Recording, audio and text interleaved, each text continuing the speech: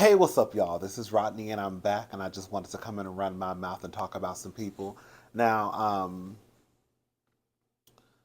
the people, listen, the four men and the teenager, they didn't make it.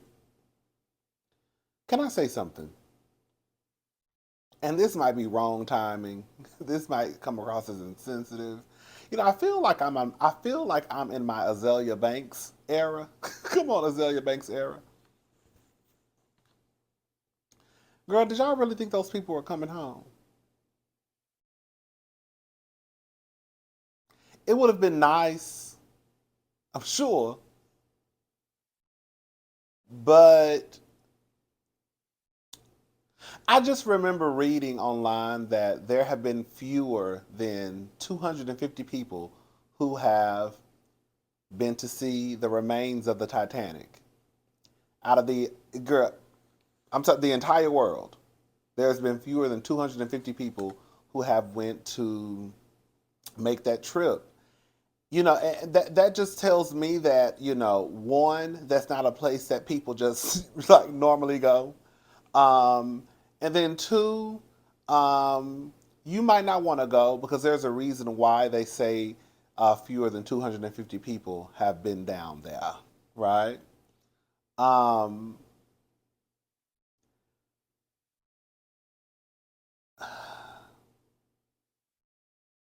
Girl, can you imagine paying $250,000 for a round trip ticket and come to find out it's a one way? The only person I really felt bad for was really the teenager. Because from what I understand, they say he didn't want to go in the first place. He was just really going to impress his father. I guess to bond with his father because his father allegedly had some type of obsession with the Titanic. Other than that, y'all don't have no business down there anyways. At all. You really didn't. And then on top of that, girl, y'all are going down there with this man who is online bragging about, I guess, steering this submersible with a $30 control stick. Girl, wet. And y'all still went? That's like, that's almost like getting on an airplane and then the pilot tells you that they're going to be still, or the pilots tell you they're going to be steering the plane with a PlayStation stick. Hello? Mm-mm.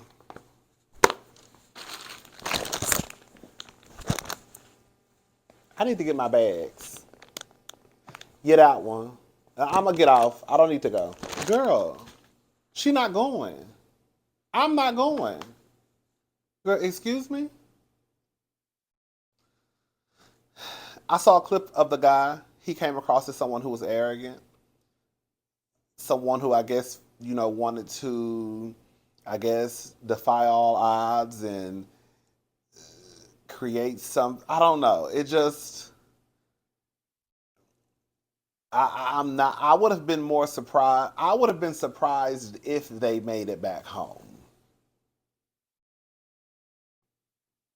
I would have been shocked if they made it back home. If all those people made it back home alive, I would have been like, "Oh, girl, honey, you need to thank the universe because, babe, I thought y'all was gone.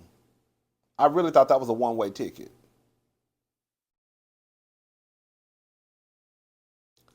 I just wasn't shocked. Some stuff I'm just not. Some stuff I just don't clutch my pearls over. It would have been more of a clutching my pearls moment. Like I said, they would have made it back home. Oh, and then um the stepson of one, I guess, of one of the billionaires. I guess he came out and said something to Cardi B. Listen, I said this the other day. I'm gonna say it again. Well, I'm gonna say this today. We don't know folks' relationships. We don't. So even if you felt like the guy was wrong for being at a concert while his father was Girl floating somewhere down there with girl Ariel and Sebastian. You, girl, I'm just gonna go ahead and say it. Y'all would be gagged if that boy came out and told y'all he ain't, I didn't like the anyways. Yeah, he was my stepdaddy, but I couldn't stand him. Now, if he came out and said something like that, then he really was, girl, have y'all clutching y'all pearls. If he came out and said something like, girl, I didn't care about that man. That was my mother's husband. Other than that, he wasn't nothing to me. I don't know why y'all act like people don't like there are people, not y'all, but there are people out there who dislike their biological mother and father. It's not too far fetched that there's a possibility that he probably didn't care about his stepfather. Now, would I be at a Blink 182 concert, right, or a concert if someone who I really, really loved and cared about was trapped in the middle of the ocean? Girl, probably not. My nerves would be bad. You know what I'm saying? If I found out like a love for someone who I really cared about, girl, no, I'm probably not going to the concert. Nerves are bad. You know what I'm saying? But then on the flip side, some people like to escape stuff for an hour or two, 2 or 3 hours. I'm just gonna go and just try to get my mind off of things. And then some people go because they don't care about the person who you're talking about.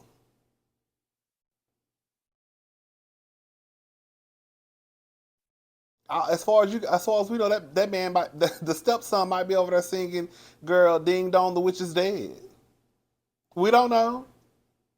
Just like Aoki got online the other day telling us about how Russell girl be wearing hello.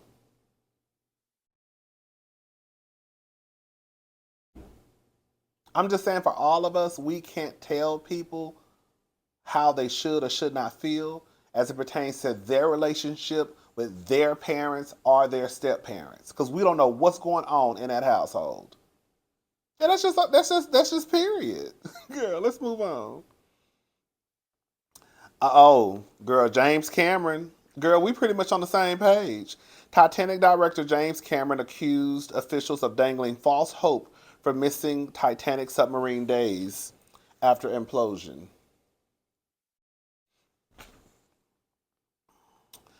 James Cameron, the renowned director of the iconic film Titanic, has recently spoken out against the search and rescue mission for the missing Ocean Gate Titan submarine. The submarine disappeared while diving to the wreck site of the RMS Titanic on Sunday, and debris found from the sub indicated that it had been destroyed, resulting in a tragic loss of 5 people on board. Cameron expresses sympathy for the families who had to endure false hopes during the search and raised questions about the effectiveness of the search efforts. He accused officials of dangling false hopes in front of the families, further adding to their anguish. Um, the U.S. Coast Guard confirmed that the submersible and its occupants were lost, and OceanGate released a statement expressing their grief and condolences for the lives that were lost. Um, I watched over the ensuing days this whole sort of everyone running around with their hair on fire search, he told CNN, knowing full well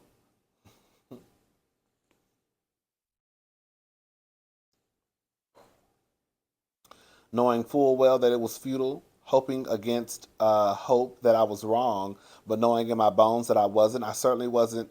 It certainly wasn't a surprise today. I just feel terrible, terrible for all the families that had to go through all these false hopes that kept getting dangled as it played out. I like I said, it's not to sound insensitive, but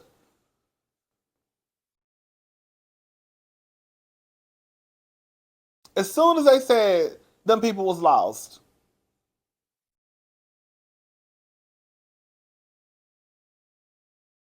I said either they got ate up by Big Willie, girl, um, or either girl they down at the bottom in pitch darkness, and girl, it's a wrap.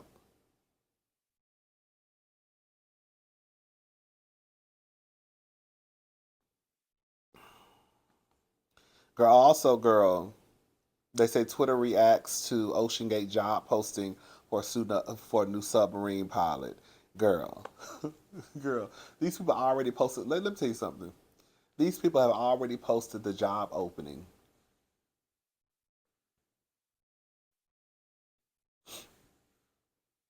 That fast. That man body ain't even cold yet, and they already looking for somebody to replace him. Girl, I be trying to tell y'all, girl, the people don't care at these jobs. I don't know why everybody acting so surprised. People die all the time. People quit jobs all the time. And girl, I'm telling you, within 24 to 48 hours, girl, that posting is going to be posted. Between 24 to 72 hours, the job is going to be posted. Because unfortunately, some people still haven't realized this. Life goes on. Girl, I'm sorry for your loss, but girl, we still have a company to run and we have a position that needs to be filled. That's basically what they said. The world don't stop turning just because somebody died. Girl, I had to learn that the hard way too. I told y'all the story about when my aunt passed away. Long, long, long, long, long, long time ago, my aunt passed away. She had breast cancer. Long story short, they told me I could have 3 bereavement days. I only took 2. Didn't feel like going to work. Called out. Honey, got back to work. They had a write-up for me.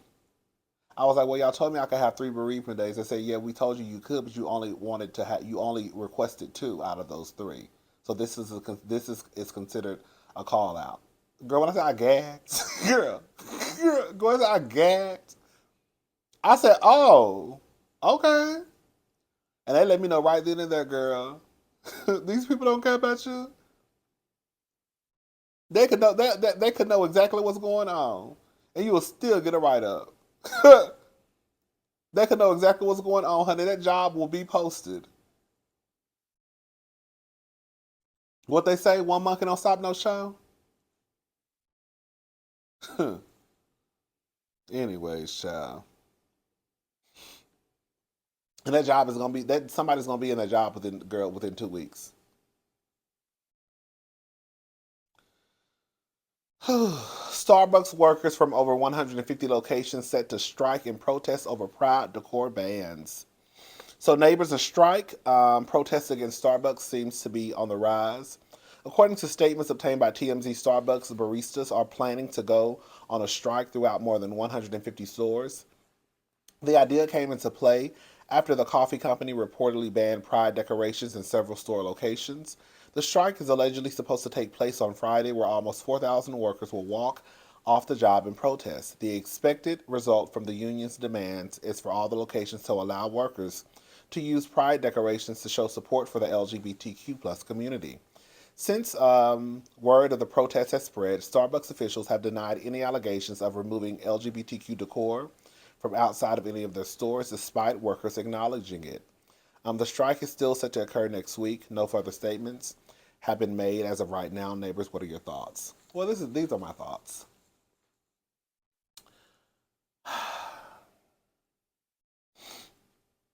This is the truth.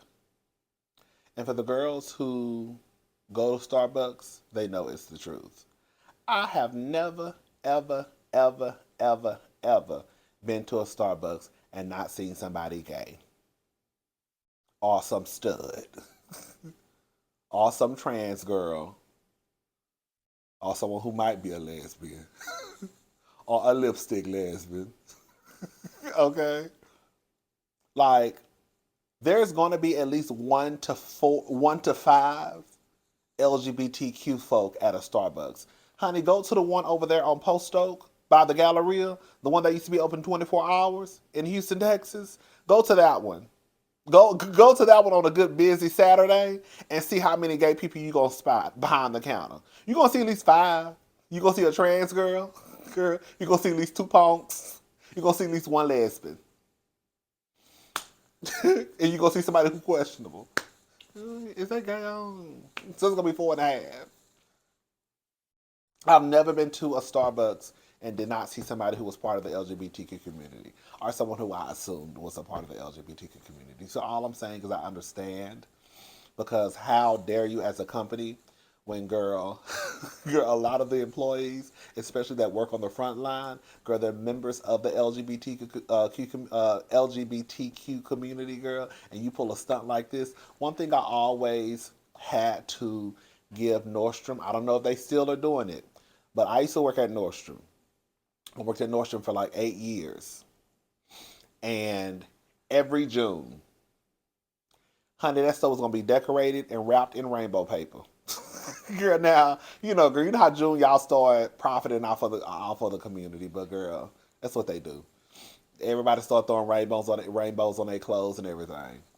Nordstrom, honey, they was gonna have that store wrapped up in rainbows, honey. You go to their website, girl. It was gonna say something about pride and being united.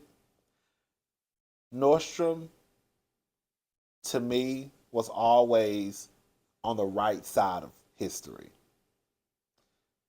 when it came to Black Lives Matter, when it comes to LGBTQ folk, right? Um, any group of people that may be considered, what is it? I guess a minority. What's another word? Somebody else used this word. Vulnerables. Who said that? I think it was Erica and what's that heifer name? From Real Housewives of New Jersey, Marge. Groups of vulnerable people, right? So I get it. And then, I also heard that with Starbucks, they have an insurance where like um, trans folk can get surgeries with their if they work at Starbucks. So it's like, girl, clearly you're a company that looks out for, helps LGBTQ, right? You hire a lot of LGBTQ folk, and then when it's time to really um, kind of stand with them, you kind of get scared. It's a clip I want to play from a black lady. Oh, I'm glad I got this clip. This is what this woman said about being an ally. I wish I knew her name. I hope I still have it. Please let me still have it. I'm usually good at keeping stuff. Oh, I'm usually good at keeping stuff that kind of like, I feel like I'm gonna play one day. Here we go. This is what she had to say. I wish I knew her name, but I don't. Target, you just played yourself. She was talking about Target, okay? Congratulations, Target, you just played yourself. On the eve of Pride Month, literally, this is what we call performative allyship, and this is the reason why everyone is so up in arms about people monetizing, saying that they are allies, because allyship is not meant to be comfortable. Why is it not meant to be comfortable? Because the people that you are aligning with aren't comfortable. The whole point of allyship is to join forces, is to amplify minority voices. That means that you are in it with that group, regardless. So if you are going to back down from what you were doing, essentially just monetizing off of LGBTQIA+, right, then that means that you were never about it to begin with. So any company that wants to stand down and say that they don't want the backlash and they want to play both sides of the fence, which is impossible, you try to get everybody, you're going to get no one. I wish I knew her name. Hopefully, I think, what is her name? It was a black lady. That's all I know. Let me see if I still have it saved in one of my folders. Give her a shout out. Girl, I got all types of different folders. Oh, God, I don't have it. Oh, I'm so mad. Oh, God. Yeah, I don't have her name.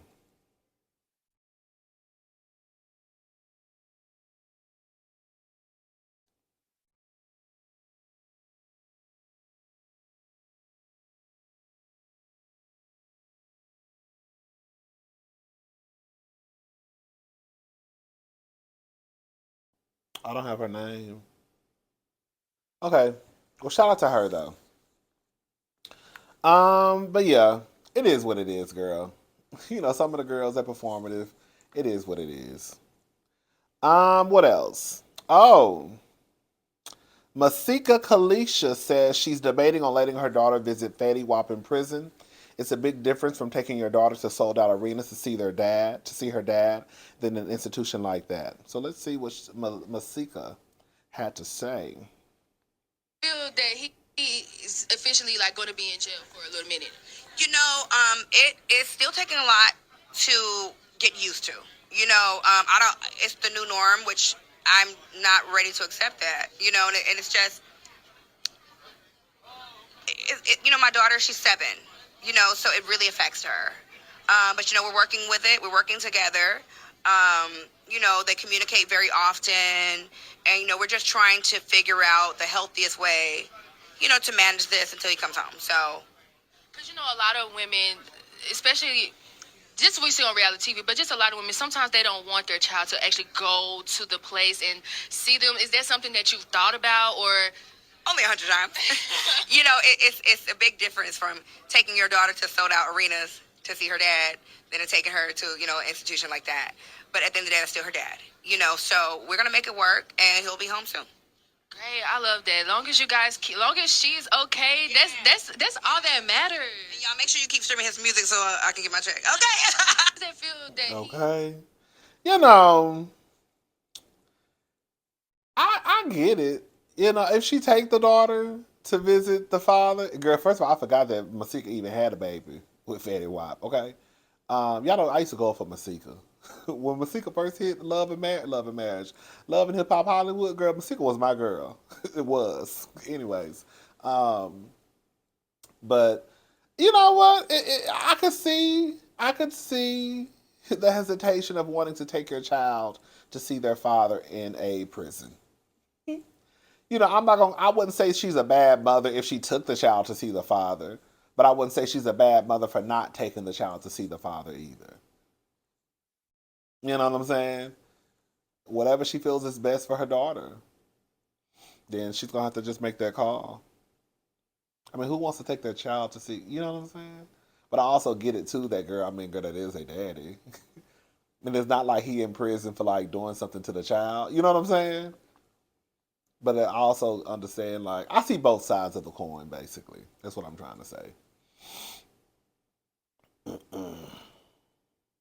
Girl, listen to this. Tia Mowry will pay here we go. Here go the double standard I be talking about. Tia Mowry will pay $0 in spousal and child support after settling divorce with ex-husband Cory. Well, girl, she should. Here we go, double standard. Girl, Quantity's girl, Cory had a little job. He can't, Cory had a little job every now and again. But girl, we're not going to sit here and act like, girl, I wish she would try to take Tia money. Anyways, neighbors, it looks like Tia Mowry will have to pay nothing in spousal or child support. Now, y'all, because girl, y'all already know if this is the other way around, good. I'll be like, see, you better get your money, girl. But she'll have to pay nothing in spousal or child support after settling her divorce with Cory Hardrict. Is that how you pronounce the last name? If you remember, we previously reported the couple split after Tia announced on her Instagram that the couple would be going their separate ways. According to new legal documents obtained by The Blast, the two agreed on a settlement that allows both parties to split expenses and costs for their children evenly. This will be the opposite. This will be the opposite of one party being ordered to make payments pertaining to the children. It's important to note that Cory didn't ask for any support. Shout out to Cory. Mowry and Cory will also share joint and physical custody of the children as well. In addition to no payments, Mowry will get full ownership of their $4.3 million home. Girl, she paid for it. Aside from assets, both parties are restrained from bringing new partners around the children until they surpass a 6-month relationship with the partner. Neighbors, what are your thoughts? I don't have no kids, but I can also understand. I don't think a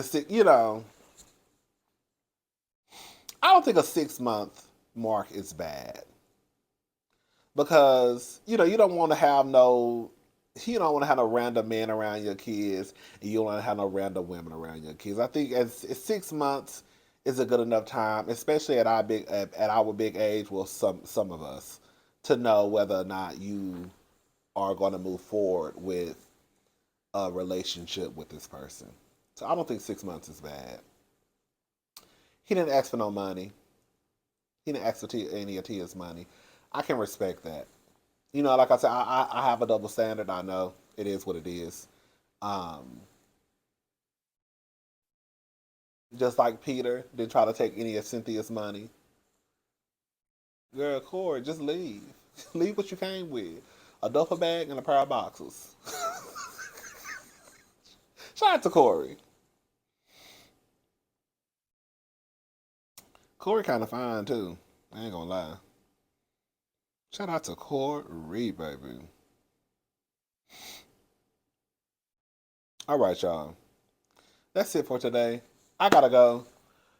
I'm about to get in these streets, girl. Take a couple of take a couple of shots, throw something on, and then, girl, go out and have some more cocktails. All right, I'll talk to y'all tomorrow. Bye.